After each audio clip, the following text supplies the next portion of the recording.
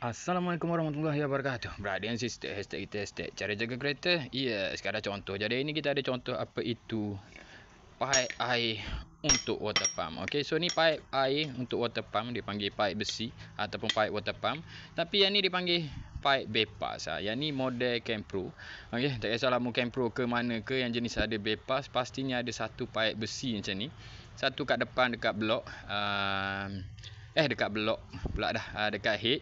Okey, so dua-dua ni akan duduk dekat head. So yang ni pun duduk dekat head. Bagi model Campro, so dia akan jadi satu masalah negarawan sebab dia duduk dekat sini. Okey, so dia duduk dekat sini. So pipe bypass tu akan mari ke sini. Pipe water pump akan melalui bawah manifold. So aku buka manifold ni sebab senang sikit aku nak buka benda ni.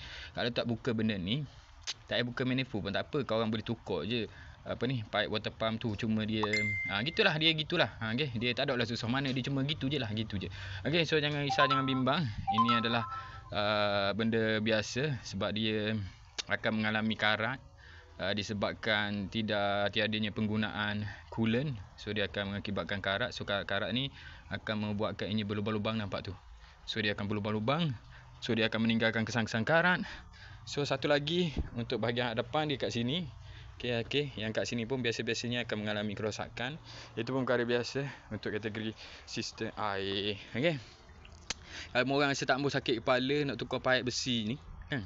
Tak ambil sakit kepala, nak senang, membuka je manifold ni. So manifold ni pun senang je. Tak banyak pun skru dia. 1, 2, 3, 4, 5, 6, 7.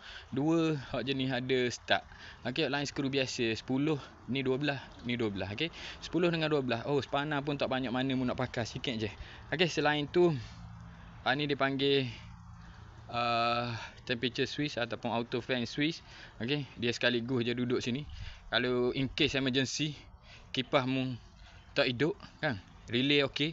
Pintu tak hidup, mencabut je switch kat belakang ni, mencabut je soket tu. So kipas tu akan berjalan terus. Namun dia ada satu masalah, dekat meter tu semua akan menyala. Okey. So abaikanlah meter tu menyala, asalkan kipas kau berjalan. So kau bolehlah pergi dekat bengkel ke atau buat balik kat rumah untuk repair sendiri. Jadi good luck brother and sister, selamat servis kenderaan.